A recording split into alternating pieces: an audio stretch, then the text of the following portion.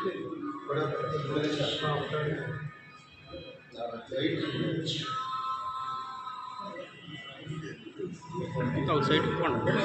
ಎಲ್ಲ ಹಾಕಿರೋದು mic last 13/1/2024ಕ್ಕೆ ಒಂದು ಮೂಲಕ ತಾವು ರೆಫರ್ ಮಾಡ್ಬೋದು ಅಥವಾ ಬೇರೆ ಸಮಾಜ ಕಲ್ಯಾಣ ಇಲಾಖೆ ಸಭೆ ಮಾಡಿದಾಗ ಅವರು ರೆಫರ್ ಮಾಡ್ಬೋದು.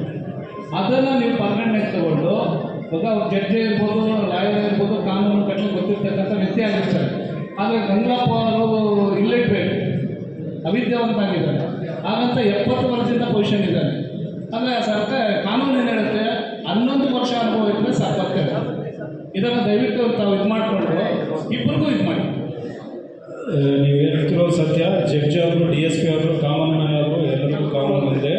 ಆ ಲ್ಯಾಂಡ್ ಬಗ್ಗೆ ರೆವೆನ್ಯೂ ಅವರೇ ಡಿಸ್ಕಸ್ ಮಾಡಬೇಕು. ಬಟ್ ಜಗಳ ಮಾಡಿದ ಬಗ್ಗೆ ಏನು ಕೇಸ್ ಹಾಕಿದ್ದಾರೆ, ಒಂದು ಸೆಕೆಂಡ್ ಏನು ಕೇಸ್ ಹಾಕಿದ್ದಾರೆ ಏನನ್ನೋದು ನಾನು ಎಲ್ಲರೂ ವೆರಿಫೈ ಮಾಡಿ ಎರಡೂ ಕೇಸ್ ಕಳಿಸ್ಕೊಂಡು ನಿಮ್ಗೆ ನಾನೇ ಕರೆಸಿ ಮಾತಾಡ್ತೀನಿ. Thank you sir. ಈಗ ಶಾಮಣ್ಣ ಸ್ವಲ್ಪ ಪರವಾಗಿಲ್ಲ, ತೊಂದರೆಗಳ ಸಮಸ್ಯೆ ಇದ್ರೂ ಅಲ್ಲೇ ದುಡ್ಡು ಪರಿಹಾರ ಮಾಡ್ತಾರೆ. ತುಂಬ ಅವ್ರಿಗೆ ಅವರು ಮತ್ತೆ ಈಗ 8 ದಿವಸದಿಂದ ಆಡಿಟ್ ಮಾಡಿ ಕೇಸ್ ಹಾಕಿದ್ರೆ ಕೇಸ್ ಆಗ್ತದೆ ಬರೋಣ ಅಂತ ಹೇಳಿ ಕೇಸ್ ತರ ಎರಡು ಕೇಸ್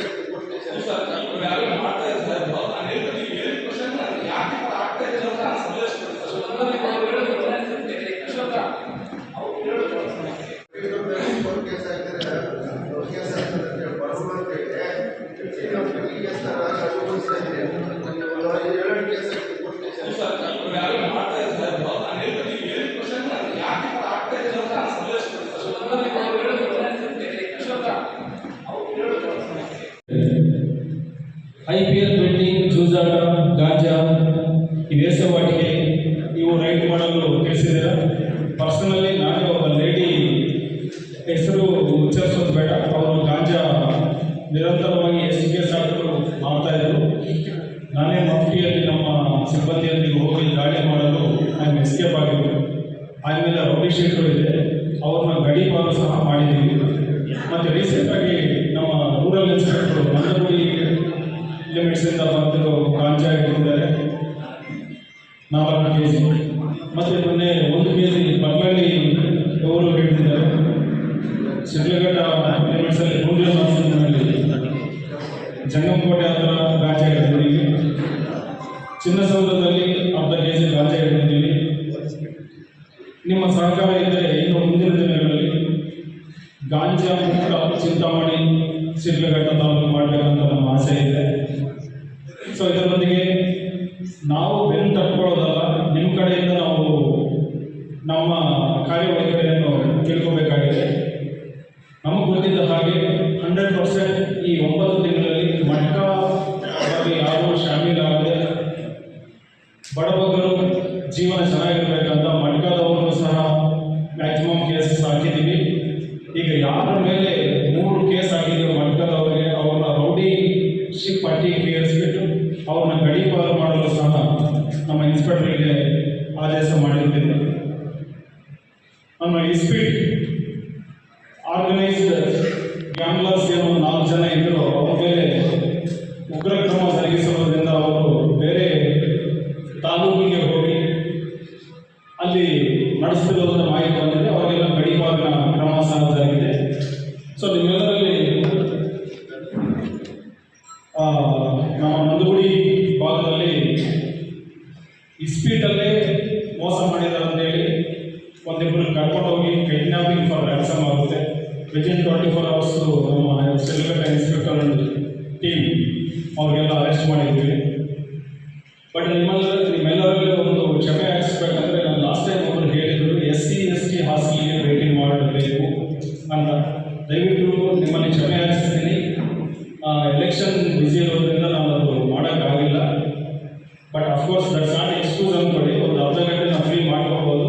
ಡೆಫಿನೆಟ್ ಆಗಿ 21ರ ಒಳಗಡೆ ಅಂದರೆ ನೆಕ್ಸ್ಟ್ ಸಂಡೇ ಒಳಗೆ ನಾನು ಖಂಡಿತ SC ST ಹಾಸ್ಟೆಲನ್ನ ವಿಸಿಟ್ ಮಾಡಿ ಅವರಿಗೆ ಗೌರ್ಮೆಂಟಿಂದ ಬರ್ತಿರೋ ಸದುಪಯೋಗ ಬರ್ತಿದೆಯಾ ಇಲ್ವಾ ಅನ್ನೋ ವೆರಿಫೈ ಮಾಡ್ತೀನಿ. ಬಟ್ ಅದಕ್ಕಿಂತ ಮುಂಚೆ SC ST social welfare department ಅವರು ಇರ್ತಾರೆ, ಅವ್ರದ್ದು ಮುಖ್ಯ ಜವಾಬ್ದಾರಿ ಆಗುತ್ತೆ. ಅದರಿಂದ ನಾವು ಹಂಚ್ಕೊಳ್ಳೋದಿಲ್ಲ. ನಮ್ಮದು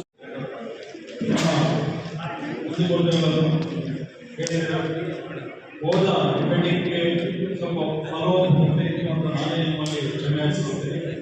ಬಟ್ ಈ ಮೀಟಿಂಗಲ್ಲಿ ಏನು ಹೇಳಿದ್ರು ಅದನ್ನು ಜಾಸ್ತಿ ತಪ್ಪದೆ ನಮ್ಮ ಇನ್ಸ್ಪೆಕ್ಟರ್ ನಾವು ಖಂಡಿತವಾಗಿ ಆ ಸಮಸ್ಯೆಗಳನ್ನು ಬಗೆಹರಿ ಮಾಡಿ ಮೀಟಿಂಗ್ನಲ್ಲಿ ಹೃದಯಪೂರ್ವಕವಾಗಿ ನಾವು ಪ್ರಯತ್ನ ಮಾಡ್ತೀವಿ. ಇನ್ನೂ ಬೇರೆ ಬೇರೆ ಅಂಶಗಳನ್ನು ಸಹ ನಾನು ಮುಂಬರುವ ದಿನಗಳಲ್ಲಿ ಹಮ್ಮಿಕೊಂಡಿದ್ದೀನಿ. ಅದಕ್ಕೆಲ್ಲ ನಮ್ಮ ಕೋಆಪರೇಷನ್ 100% ಇರುತ್ತೆ ಅಂತ ನಂಬಿಕೆ ಇದೆ. ಮತ್ತು ಈ ನಿಟ್ಟಿನಲ್ಲಿ ನಾನು ಒಂದು ವಿಷಯ ಮಂದಿಗೆ ಹಂಚಿಕೊಳ್ಳಕ್ಕೆ ಇಷ್ಟಪಡ್ತೀನಿ. ಪೊಲೀಸ್ ಇಲಾಖೆ ಏನಾದರೂ ಸೊಸೈಟಿ ಸಹಾಯ ಇರುತ್ತೆ ಅಂದರೆ ಒಂದು ಎರಡೇ ಕಮ್ಯುನಿಟೀಸ್ ಅಂತ ಹೇಳ್ಬೋದು. ಅದರಲ್ಲಿ ನಿರ್ಭಯವಾಗಿ ಹೇಳ್ತೀನಿ, SC ST ಜನಾಂಗದವರು ಇಲಾಖೆಯವರಿಗೆ ಇರ್ತಾರೆ. ಹೃದಯಪೂರ್ವಕವಾಗಿ ನನ್ನ ಈ 9 ತಿಂಗಳಲ್ಲಿ ನಮ್ಮ ಒಬ್ಬ ಸಿಬ್ಬಂದಿಯ ಧರ್ಮಪತ್ನಿಯ ಸಾವೇ ಒಂದು ಇದಕ್ಕೆ ನಿದರ್ಶನ ಇದೆ. ಈ ಮೀಟಿಂಗಲ್ಲಿ ಅವರಿಲ್ಲ, ಅವರ ಫ್ರೆಂಡ್ಸ್ ಇರ್ಬೋದು, ತುಂಬ ಹೆಲ್ಪ್ ಮಾಡಿದ್ದಾರೆ. ಕೆಲವೊಂದು ವಿಷಯಗಳು ಲೀಗಲ್ ಆಗಿ ಮಾಡದೇ ಇರೋದು ನಾವು ನಿಮ್ಮೊಂದಿಗೂ ಸಹ ಮಾಡ್ಬೋದು. ಲೀಗಲ್ ಅಂತಲ್ಲ, ವಾಯ್ಸನ್ನು ಹೇಳಿದ್ರಲ್ಲ, ಪೊಲೀಸರಾಗಿ ಯಾರೇ ಆಗಲಿ